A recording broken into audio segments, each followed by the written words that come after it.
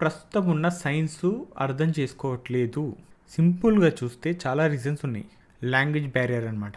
Main ఇదే. మన మనుషులకు కూడా, మీకు నాకు కూడా ఒక వేద పండితుడు వచ్చి చెప్పిండనుకో మనకు అర్థం కాదు. ఆ వేద పండితుడు చెప్తే ఇంకొక వేద పండితుడికి ఈజీగా అర్థమవుతుంది. మనకు చెప్తే అర్థం కాదు, ఆ వర్డ్సే అర్థం కాదు ఫస్ట్ ఆఫ్ ఆల్. సో ఇప్పుడు నేనైతే ఎలా అయితే ఎక్స్ప్లెయిన్ చేస్తున్నో అలా ఎక్స్ప్లెయిన్ చేసుకుంటేనే మీకు నాకు అర్థమయ్యేది. సేమ్ ప్రాబ్లం నాకు కూడా ఉండేది. ఓకే, ఏవైతే శాస్త్రాలు ఉంటాయో, ఏవైతే మంత్రాలు ఉంటాయో, ఇవన్నీ కూడా ఎక్స్ప్లెయిన్ చేసుకుంటూ వస్తే మనకు ఆ భాషనే అర్థం కాదు ఫస్ట్ ఆఫ్ ఆల్. కొన్ని అర్థమైతే కానీ కొన్ని అర్థం కాదు. మెయిన్ అక్కడనే స్టక్ అయిపోతాం మనం.